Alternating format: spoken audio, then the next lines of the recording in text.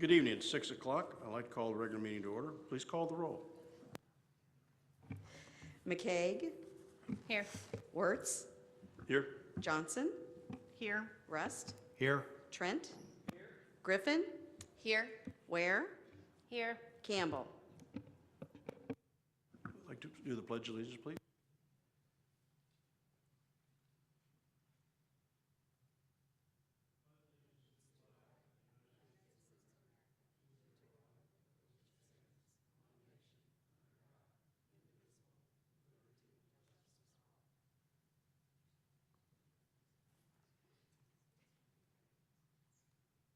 Now it's time for public comment. We have anybody wish to address the board? The format of the board is everybody's given 3 minutes to address the board.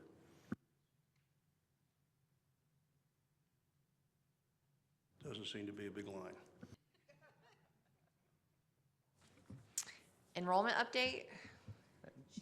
Dr. Jackson's going to join online, I think. I'm here. Can you? Oh, this is loud. Okay. So good evening, everyone. I don't know if you can see me on the camera, but we had Discover Night last night. So we were excited. Here we go. I see I'm up there now. Okay. So 48 potential students joined us for Discover Day yesterday. They braved the cold. So we were extremely excited about that. And for our spring 2025 enrollment, for 10th day reporting, we settled at 4,547 students, which was an increase of from 4,240 students last year at this time. So we had a 7.24% increase for enrollment, and that was as for 10th day we reported on February 14th. So we are trending in the right direction and, of course, continuing to enroll students. And we are looking to start our high school registration days. The first one is at the end of this month, and they will continue through April. So we're excited about those events. Thank you. Thank you, Sharice. The budget health update. Yeah, provide a couple of high-level highlights here. So at the end of the second quarter of fiscal year 25, the total actual revenues are just slightly lower than our fiscal 24 actual revenues when compared to this same time fiscal year over fiscal year. And then although we've talked a little bit about this, the state funding for the corporate property tax has decreased significantly. Increases in our tuition, fees, revenue, and investment interest are helping equal out the revenues between the two fiscal years, so that's really good. As of December of last year, our expenses are projected to be about $1.4 million less than budgeted, and we continue to have open positions, so there's a couple of factors in this. Open positions, obviously team members, I think just consciously already shifting to more of a zero-based sort of philosophy is contributing particularly to those savings. So, and then I was going to mention this later, but we are literally knee-deep into budget planning right now. We are taking a zero-based approach, and so we want to thank Mary and her team, Cindy, everyone who has been sort of working and mentoring departments as they start to sort of put their budgets together for next fiscal year. But things are looking good on that side. You know, frankly, we are bracing ourselves for the $3 billion gap that the state has and how that may impact higher education, let alone other agencies. What we feel at best is we'll likely be flat with the state in terms of any funding. And so, you know, when we know more, we'll know more. But, you know, it's a tricky time when it comes to that. So we're really focused, as Dr. Jackson pointed out, on enrollment, recruitment, kind of just reimagining again and again how we continue to be as agile as we can with our students. So not only that we get them, but also that they complete. So that retention piece is really important. So, but otherwise, we are holding pretty strong with budget and things are looking good. Thank you. Thank you, Dr. Traska. The omnibus agenda. The omnibus agenda is presented for a vote. Is there any item that the board would like to be held out and voted separately? If not, I'd like to take a motion to approve the omnibus agenda, please. Motion. Second. Any discussion? Please call the roll.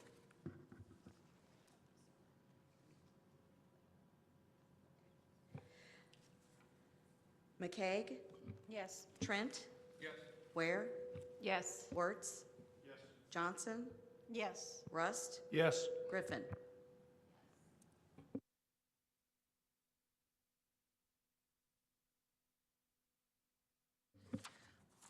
Under action items, we have the 2025 ICCTA Outstanding Full-Time Faculty Member Award nominee and Jen Fuller. Yeah, so, I mean, on both A and B, just, again, want to congratulate Jen and Mary, just amazing team members. And so both of these individuals will be invited to the June ICCTA meeting in Bloomington, where they'll be recognized, and certainly a board member is invited to attend that. But just want to thank both Jen and Mary. Jen is a really a powerhouse behind the competency-based work, and Mary is involved in everything, especially, which, I mean, we all are at so many different levels, but when it comes to students and student advocacy. And she helped initiate some of the work around helping feed some of our students in the dorms who don't have the resources, so she's just an all-around great team member, and Jen as well. Mary is actually retiring, so she took the ERI, but certainly will be missed, and just again want to congratulate both Jen and Mary, even though she's next on the agenda, for their tremendous work at LC. Do I have a motion to approve? I'll make the motion. Second. Any discussion? Please call the roll. McCaig, Yes. Griffin, Yes. Ware, Yes. Wertz, Yes. Johnson, Yes. Rust, Yes. Trent. Yes.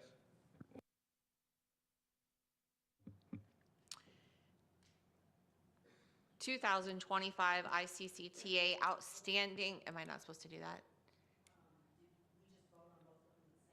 I didn't think we did we? That's okay. Is that okay? Okay. That's okay. 2025 ICCTA Outstanding Adjunct Faculty Member Award nominee, Mary Busler. Do I have a motion to approve? I'll make the motion. Do I have a second? Second. Any discussion? Please call the roll. McCaig, Yes. Griffin, Yes. Ware, Yes. Wertz, Yes. Johnson, Yes. Rust, Yes. Trent. Yes. Motion passed. The FY 2026 budget preparations. Do I have a motion to approve? Motion. Second? Second. Second.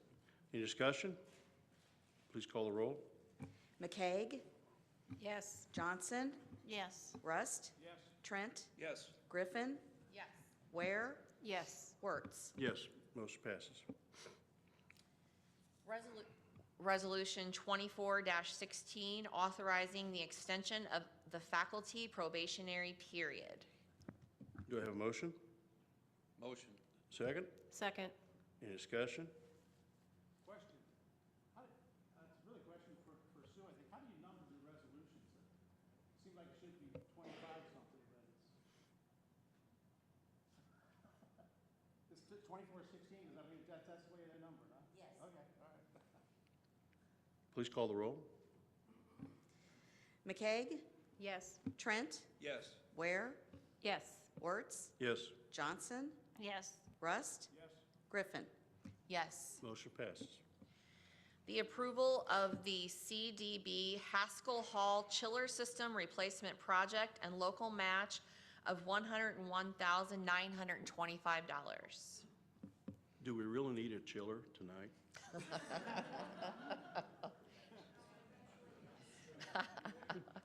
Call. Please, do I have a motion? Motion. Second? Second. Any discussion? Please call the roll.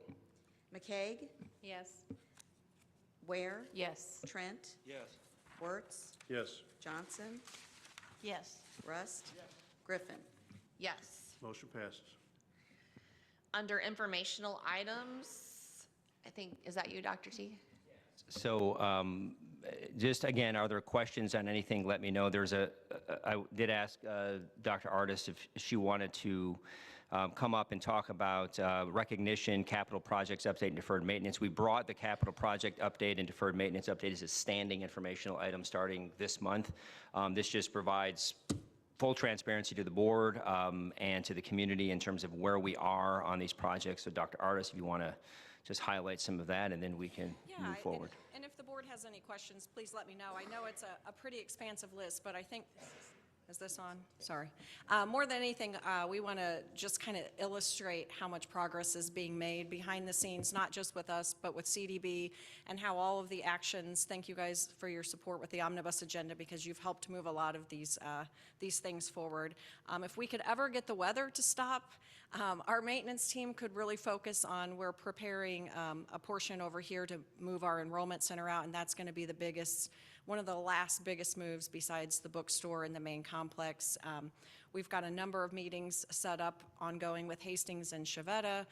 We'll start working with Heitman and Associates on the roof project. So just a number of moving parts that it's keeping a lot of us busy, but just wanted to illustrate, we did have an all-team meeting last week, and we were able to show some of the images that I think Dr. Traska had sent with you guys. So it's starting to get into that exciting phase where we are visualizing what these new spaces are gonna look like for our students and team members.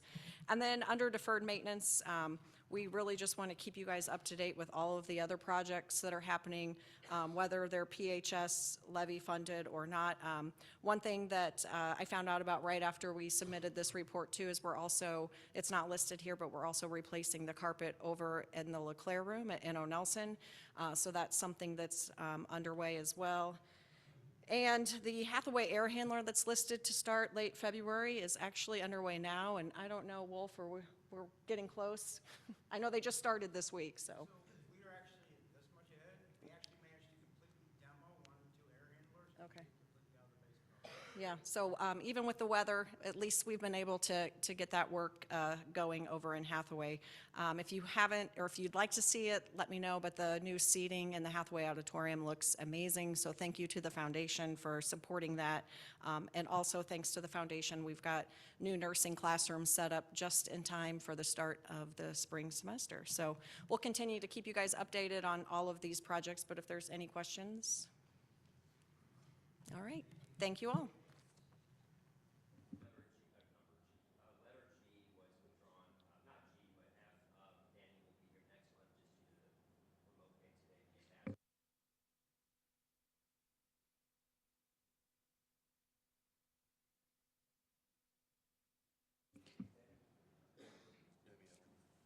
Leadership team reports. Oh, no.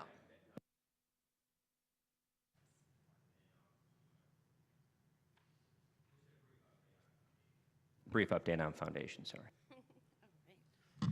Lori, thanks for that acknowledgement. Appreciate it. I know, what a perfect segue. I was completely thrown off. Well, good evening. Thanks for having me back. I was here last February, and I'm glad to be back again. Give you an update on what's been going on in the foundation recently. There's a lot, but I'm just going to hit a few highlights on charitable giving, alumni engagement, capital and endowment campaign, and the scholarship program. So I am very proud to say that according to our 2024 audit, we charitable gifts increased 42% over the prior fiscal year, which is pretty remarkable for us. We're a small team, so we work very hard. Our total support and revenue was just over $1 million for FY24. And our 5-year average is about $760 a year. So that was really a banner year for us, and we had a lot to celebrate at our December board meeting of the Foundation Board of Directors. Our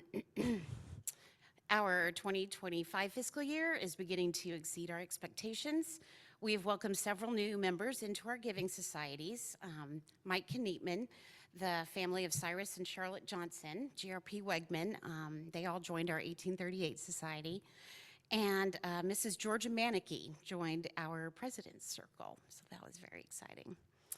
Our year-end direct mail campaign doubled over last year, raising about $25,000. So it's kind of amazing what a letter in the mail can do, so don't tell me direct mail is dead because I won't believe it. Our 5-year average on our year-end appeal was just under $7,000. So the success from last December is going to greatly increase that. So we're going to have new goals to hit in the future. Just recently, we received a major gift, a very special one, from an alumni who has been a close friend of Chairman Wirtz for quite some time. Her name is Deborah Houghton, and she lives in Tipton, Kansas. So people who live in Kansas or have lived in Kansas must be pretty generous. She lives there with her husband, Keith. And Mr. Chairman, would you like to share the story of how this gift was received? Deb Hochton, which her maiden name was Staten, which if anybody around Alton knows the Staten name, grew up, went to Alton High, was an airline stewardess for Ozark, went on to TWA. She met her husband, Keith. He's a pilot, and they lived in Alton. They lived in Jerseyville. They lived several places around here. His great-grandfather homesteaded a ranch in Tipton, Kansas, and when his dad took it over and his dad passed, they took it over, and it's a 10,000-acre pheasant ranch, and we've been going out there pheasant hunting for 25 years, and I would always talk to her when I was out there about Alton, that she missed the River Road, the Bluffs, the Fall Colors, and Tony's Restaurant. And so she talked about Lewis and Clark, and a couple of instructors really started her off in a good way, and she really had a warm spot in her heart for Lewis and Clark. And she's made donations for years, smaller donations, this and that. Well, about 3 weeks ago, I got a nice card from her at home talking about the memories of Lewis and Clark and how they started off well, and she wants to help somebody else start off. And there was an envelope in there. I opened the envelope, and it was a check for the Lewis and Clark Foundation for $10,000. I about fell out of my chair. So anyway, long story short, they still have a lot of ties back here with people in the area, and they really have a warm spot in their heart. But all the way from Tipton, Kansas, which you ever been there, you're out in the middle of nowhere. So, but it's a great story. So great people. So. Thank you, Mr. Chairman, and congratulations. That is due to you. Another wonderful surprise gift was a steep increase in annual giving by another alum who lives in Springfield. So I don't know what it is about out-of-town alumni, but they love us. And he happens to be great friends with another one of our trustees, Mr. Larry Trent. Would you like to tell us about Randy Rushing?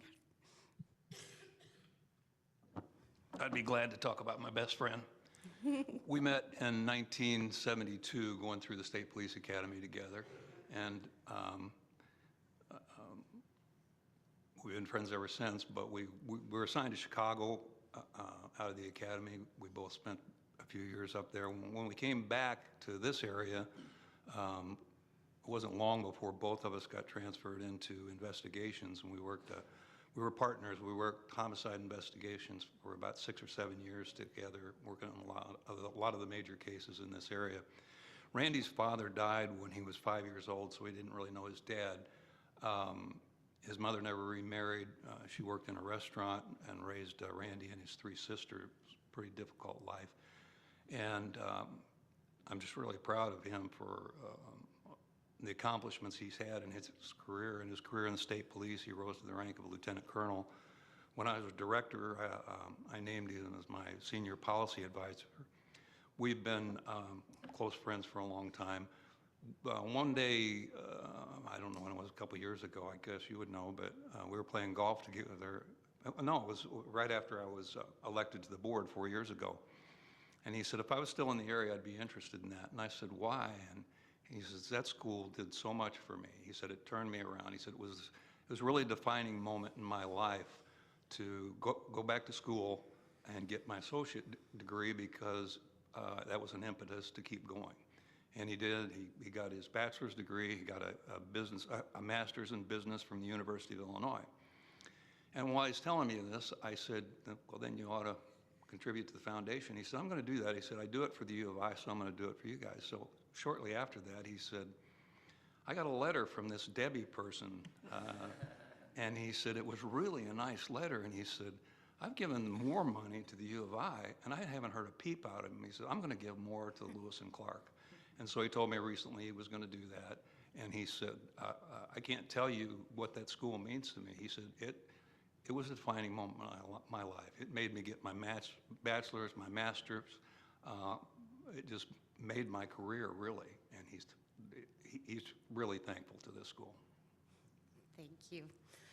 Well, congratulations to you both. Most of our donors give because of their relationships that they have, not with Lewis and Clark, but with people who believe in Lewis and Clark like they do. And there's so much power in that, and we are going to harness it as we move into looking into whether or not to have a capital and endowment campaign. Scratch the or not part from the record, please, because we are. In the college's strategic plan, key direction 3, goal number 5, is to develop a capital endowment campaign strategy centered around the main complex renovation and the key directions. At its December board meeting, the foundation board members voted to approve a budget for a feasibility study. And a feasibility study will let us know if we are ready for a capital campaign, and it will also give us a sense of scale for that campaign. We are in the process right now, we the foundation staff, of soliciting proposals from professional consultants who can help us with the endeavor of a feasibility study. So maybe I can come back sooner and let you know how that turns out. In scholarship news, we are accepting applications for the 25-26 academic year. We have around 200 scholarships valued at about $650 to award.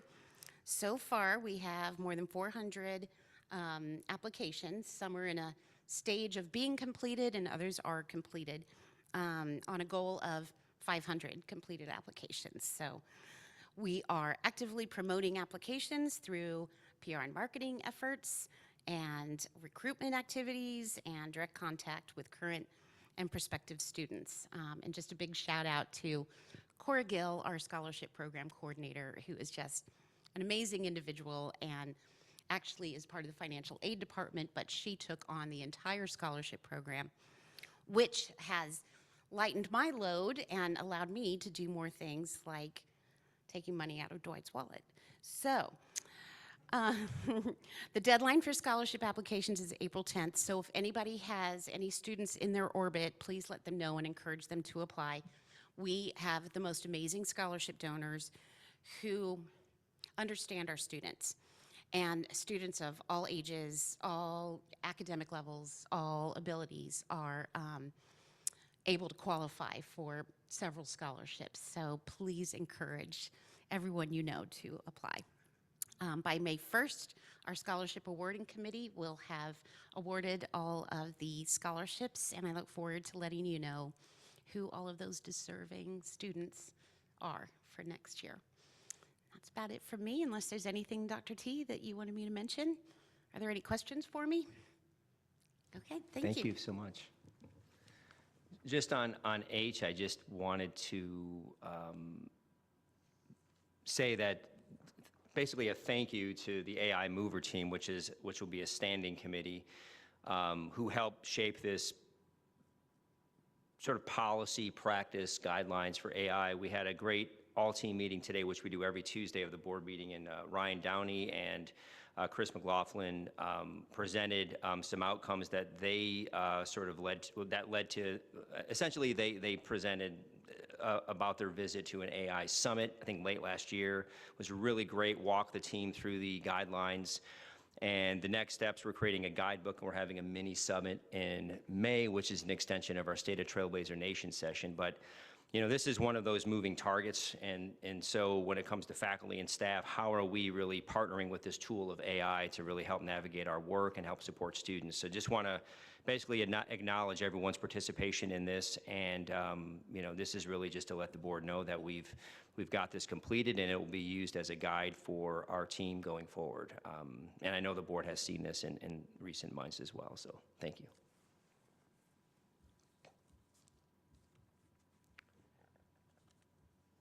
And that's it. That's it for you? Okay. So we're going to adjourn open session to enter closed session. There will be no action taken during the closed session. Need a motion to adjourn to closed session? Motion. Second? Any discussion? Please call the roll. McCaig, Yes. Trent, Yes. Rust, Yes. Griffin, Yes? Ware, Yes. Wertz. Yes? Johnson. Yes.